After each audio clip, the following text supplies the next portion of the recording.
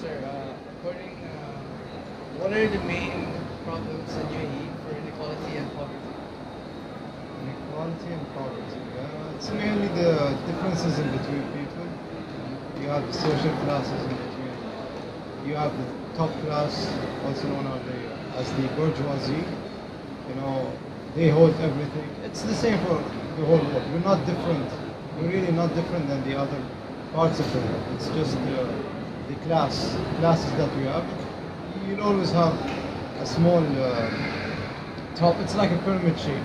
You'll always have a small amount of rich people, and then the middle class, and then the low class or the labor workers will be always in abundance compared to the others. So, The second question is basically, according to those reasons, what might cause that inequality. Yeah, yeah. Yeah. That the government has done such a great job to distribute wealth by education and all that. So it's just it's personal choice. Could be culture. Maybe culture is holding back some of the people, but all in all, it's a I feel like it's a fair game. There's nothing that's really I don't know how to explain, but there's nothing really that's setting back some people. Thank you. Thank you, sir. Thank you, sir. That's it. Yeah.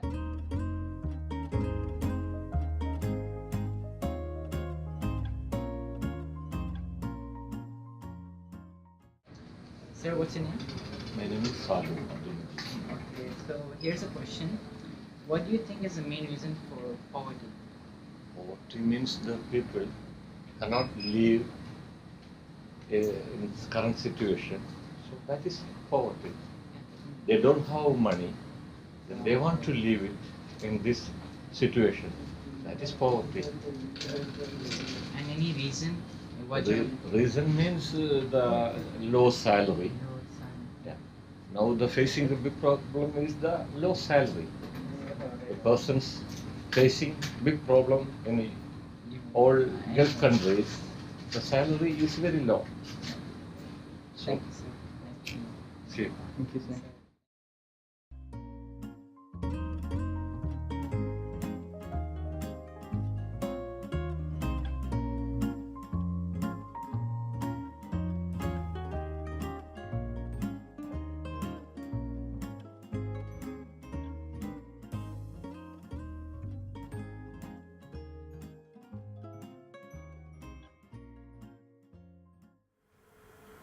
Is poverty the main reason for inequality?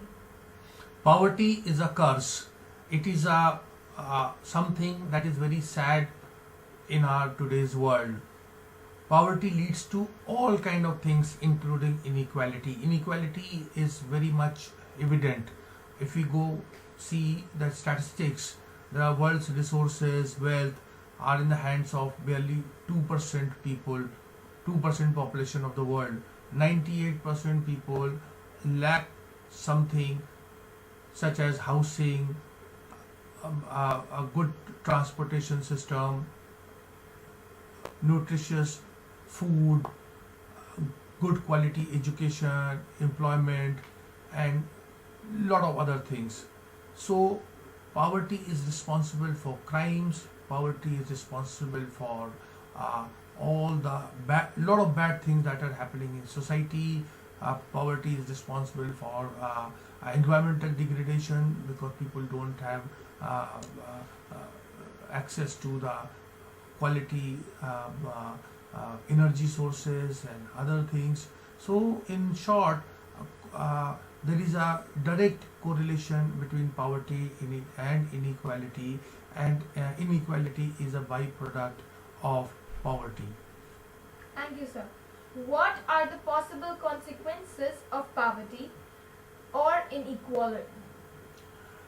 In a society or in any other society in the world order, if we look at it, there is a hegemony of a few countries, a few big corporates, and they own all the thing. We talk about oil, or we talk about agriculture, or we talk about energy sector, we talk about land, big things like telecom and media, television, those manufacturers, this is in the hands of very few people.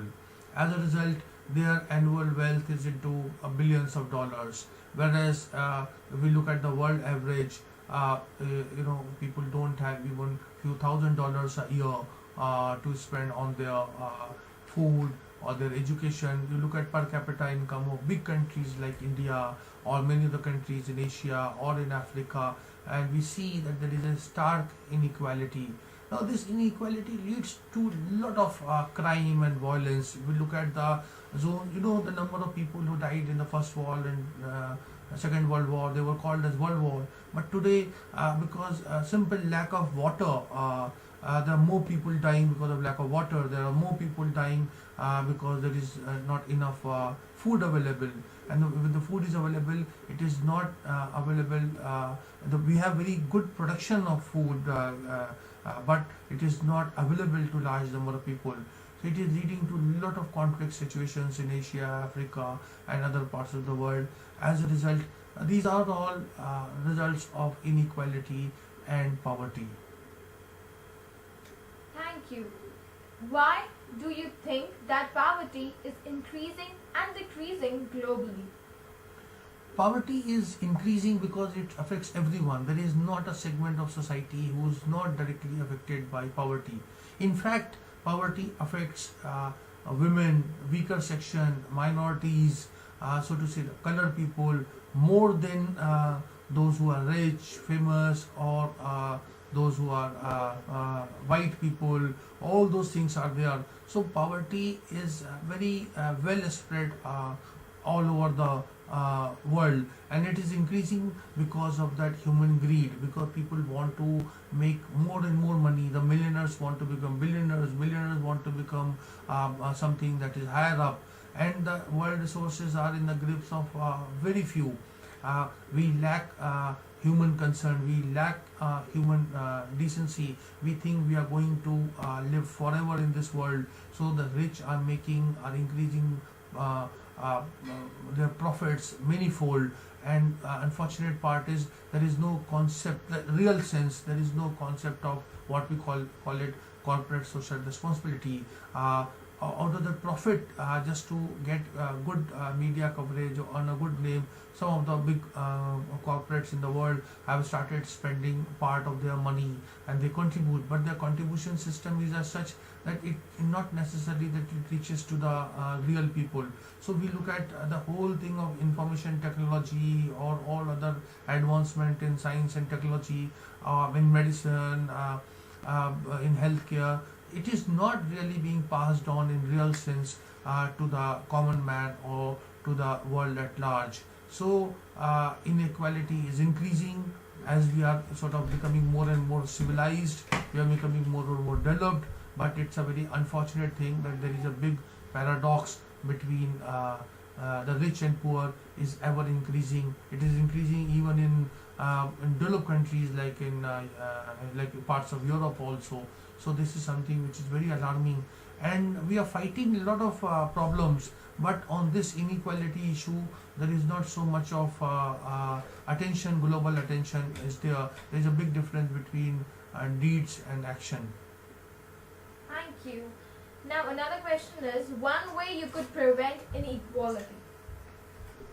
There are many ways of preventing inequality. I would say in developing countries like India and South Asia, good governance itself can improve a lot of poverty and inequality, because mind you, there are huge resources are there.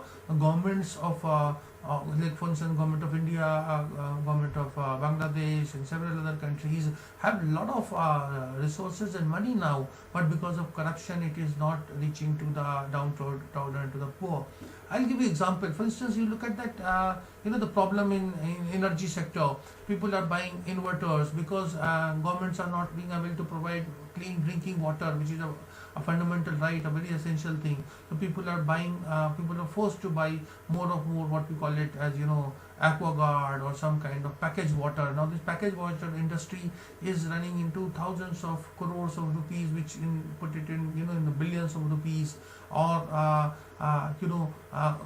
even the poor are forced to send their children for basic education to the private schools, and where they actually whatever they earn they try to spend on their children for their better future. So as a result, those things like education, healthcare, water, power supply, all these things government is not delivering, and because government is not delivering, the people as such are forced to spend a lot of money on this. And when they spend a lot of money even on the security aspect to protect their homes, whatever small there people are forced to spend some money on that also. So all these things are leading to lot of inequality. So I think if there is a good governance in every nation of the world, it is going to solve a lot of problem on poverty. And if we try to link it our life with religion and spirituality, then I think we are going to see a better world. When I say religion in the true sense of the word, where there is accountability, when people pay their zakat judiciously and to the target group who are in need of it. So just mindset change is required. The day we change our mindset, you look at that world, it should be huge epidemics like chicken pox and plague and whatnot. Though all those things have been eradicated, but poverty is not been eradicated, inequality is not been eradicated, because handful of people running into maybe few thousands of people are holding on to resources, and there is no big popular movement against them, a peaceful movement against them for the for a fair distribution of resources. Thank you. Thank you, sir. Now, looking around yourself, do you think who faces most of the inequality and why? I think children face biggest number of equality. You look at children of Afghanistan, you look at children of India, you look at children of Africa. They are the ones who are facing one of the worst victim of this, because whenever there is lack of resources and money, people, adults I'm saying, they tend to save it for their food, and they cut down to the cost of children's education, their health care. Women and the girl child, they are the second most after children. Children includes girl child also. Then women are the worst victims of, they face most of that inequality on account of poverty. As I said, crime, the whole organized crime and unorganized crime, both crimes are a byproduct of poverty. It is poverty that drives millions to crime. So all these things are the all those people who are marginalized. Like in country like India, we have Dalits, scheduled caste, we have problem of black people. All those people are because they face discrimination, and they face discrimination because of poverty, because of inequality. So as a result, these are all the people who are badly affected by poverty and inequality. Thank you. Thanks.